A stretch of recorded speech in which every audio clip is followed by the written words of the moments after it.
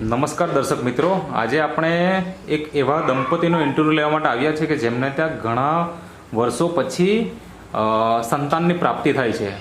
આજે આપણે જોવા જઈએ તો ઘણી બધી સમસ્યાઓ આવી દિન પ્રતિદિન વધી રહી છે. તો એ સમસ્યાના કારણો શું છે? તો કે હવા, પાણી અને ખોરાક પહેલાંના જેવા રહ્યા નથી અને એના કારણે નિઃસંતાન દંપતીની સંખ્યા દિન પ્રતિદિન વધતી જ જાય છે.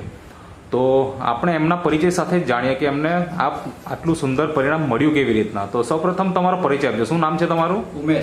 ઉમેશભાઈ. પૂરું નામ? ઉમેશભાઈ ગોવિંદભાઈ કોકણી. ઓકે. અને તમારું ગામ? ધાંગધર. તાલુકો ડોલવણ, જિલ્લો તાપી. ઓકે.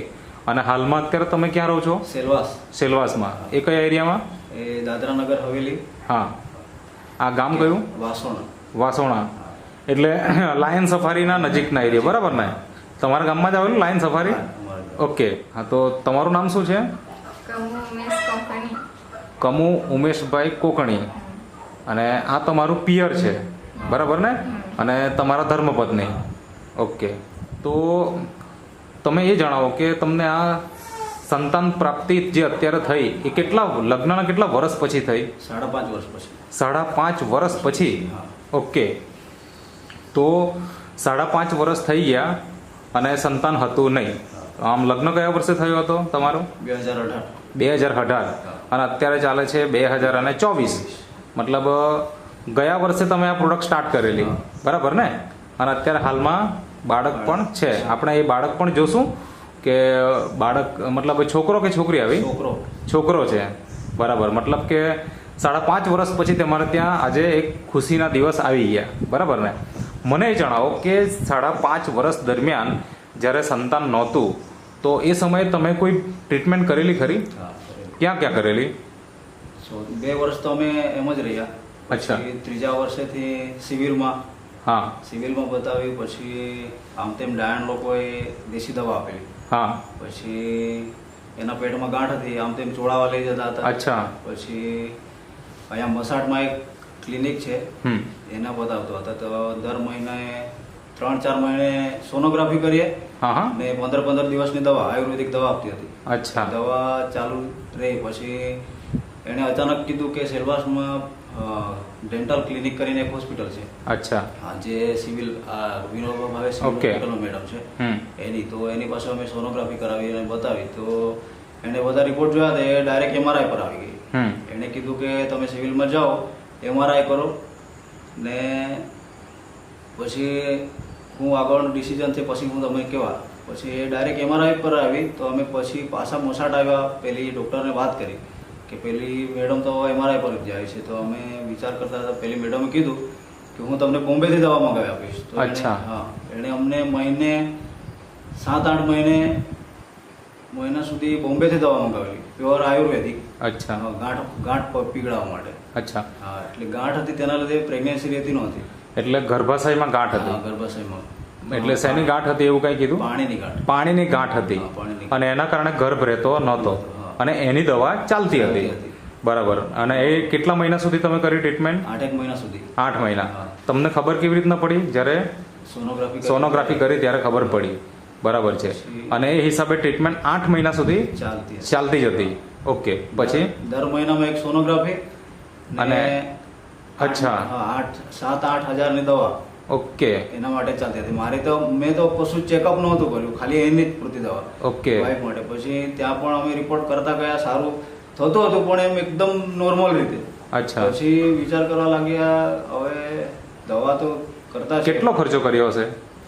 થઈ ગયેલા 70-80 હજાર રૂપિયાનો ખર્ચો થઈ ગયો છે. મતલબ એક મહિનામાં 8,000નો ખર્ચો હોય તો 8 × 8 = 64. એટલે 64,000નો ખર્ચો તો 8 જ મહિનામાં થઈ ગયો હશે, બરાબર? 3-4 મહિના એને આગળ કરેલી તે અલગ. અચ્છા. તે કેટલો ખર્ચો કરેલો છે? એટલે મહિનામાં 2 વાર બોલાવે, 15 દિવસની દવા. હા. એટલે 2-2.5. અચ્છા. મતલબ 70,000ના આસપાસ તમારો ખર્ચો ઓલરેડી થઈ ગયેલો, બરાબર. અને બીજી આયુર્વેદિક બીજી કોઈ વૈદની દવા કે એવું કંઈ કરાવી ખરું? વૈદની 1-2 જગ્યાએ ડાયણે કરેલી. અચ્છા. બીજું નહીં? કોઈ ભગત ભુવાનું કંઈ નહીં? ઓકે. તો મતલબ આ રીતના તમે સમય નીકળતો ગયો અને સંતાન પ્રાપ્તિનું જે રિઝલ્ટ મળતું નહોતું તો મનમાં વિચાર કેવા આવતા તમને? બહુ ખરાબ ફીલિંગ થાય. જ્યારે દવા કરીએ એટલે બોમ્બે સુધીની દવા આપતા હતા અને રિઝલ્ટ કંઈ ન મળે તો પછી મનમાં બહુ દુઃખ થાય. અચ્છા. અને કોઈ વખતે ડોક્ટર એવા કહે કે MRI કરીએ, હમ ને MRI કરવાનું બાદ એટલે પછી બહુ મેં એમને નહીં કહી શકું, એ મને નહીં કહી શકીએ, પોતપોતાની રીતે પોતપોતાના આંખમાં આંસુ આવી જાય એવી પરિસ્થિતિ થતી હતી. બરાબર છે. અને મતલબ કે આવું બધું કર્યા પછી પણ રિઝલ્ટ કંઈ મળ્યું નહીં. તો હાલમાં તો તમારે ત્યાં બાળક છે અને છોકરો છે એવું તમે કીધું. નામકરણ થઈ ગયું? હા, થઈ ગયું. શું નામ રાખ્યું? અર્શ. અર્શ. ઓકે. તો એ હોય તો બતાવો બાળક. હવે મને જણાવો કે અત્યારે જે આપણે ત્યાં કઈ દિવસે જન્મ થયો એમનો, મતલબ કયા? 25/7/2024. 25/7/2024. અને આજે આપણે વિડીયો શૂટિંગ કરીએ છીએ. આજે 19 તારીખ છે, 19 સપ્ટેમ્બર, બરાબર ને? કાલે 20 તારીખ થઈ છે, એટલે હજી મતલબ 6 દિવસ બાકી છે 2 મહિના પૂરા થવામાં, બરાબર ને? તો આ દર્શક મિત્રો તમે જોઈ શકો છો, આ બાળક છે અને એકદમ તંદુરસ્ત છે. તો મને જણાવો કે આજે અત્યારે જે તમારે ત્યાં બાળક છે, 2 માસ થઈ ગયા, તો આ રિઝલ્ટ આવ્યું કેવી રીતના? નેટસપ કંપનીની પ્રોડક્ટ યુઝ કરી. અચ્છા. કઈ કઈ યુઝ કરી? જે અત્યારે અહીંયા જે આપણે ટેબલ પર રાખી છે, એક તો આપણે આજે વેનીલા ફ્લેવરમાં જે પાવડર છે, પછી આ બહેનો માટે જે પાવડર છે સ્પેશિયલ નેચરામોર ફોર વુમન, આ નેટસપ કંપનીની પ્રોડક્ટ છે. એની સાથે સાથે બીજું શું શું ઉપયોગ કર્યું? Easy detox. Okay. Woman wellness, woman wellness, nutri liver ને મેન વેલનેસ ને ઇઝી ડિટોક્સ. ઓકે. આટલી વસ્તુ તમે વાપરી, બરાબર? તો સૌપ્રથમ એ જણાવો કે આ વસ્તુ મળી ક્યાંથી? એ હું ઘણા ટાઈમથી નેટસપના વિડીયો જોયા કરતો હતો. અચ્છા. પછી મેં યુટ્યુબ પર જોયા વિચાર આમ તેમ દવા કરીને વિચાર કરવા લાગ્યો કે હવે એકવાર મંગાવી લેમ, જે થાય તે હવે સેલો રસ્તો. અચ્છા, મતલબ તમે નેટસપના વિડીયો જોતા હતા? હા. કેટલા સમયથી જોતા હતા? એ મેં 2-2.5 વર્ષથી જોયા કરતો. ઓહો. મતલબ ક્યાં? યુટ્યુબ પર જોયા, ફેસબુક પર જોયા? યુટ્યુબ પર પણ ને ફેસબુક પર. અચ્છા. બંને પર જોતો હતો. પછી એટલે એમાં જે લોકો, જે દંપતીને રિઝલ્ટ મળેલા હતા નેટસપના પ્રોડક્ટ વાપરવાથી, એમના વિડીયો તમે 2 વર્ષથી વધારે સમય જોયા, બરાબર? પછી નિર્ણય મતલબ ત્યારે તમે શરૂઆતમાં કેમ નહીં લીધો કે લેવું જોઈએ એમ? આમ તેમ જોઉં, પછી હજુ નજીક વાંસદાના 1-2 વિડીયો જોયા, પછી અચ્છા. દૂરના વિડીયો જોતો હતો. પછી એમ વાંસદામાં, પછી પાલ ગભાણમાં એમ 1-2 વિડીયો જોયા. અચ્છા. પછી ધીરે ધીરે એટલે વિશ્વાસ વધવા લાગ્યો. પછી એમ એક દિવસ એમ વિચાર કરવા લાગ્યો, ચાલને જે થાય તે આજે મંગાવી જ લેમ.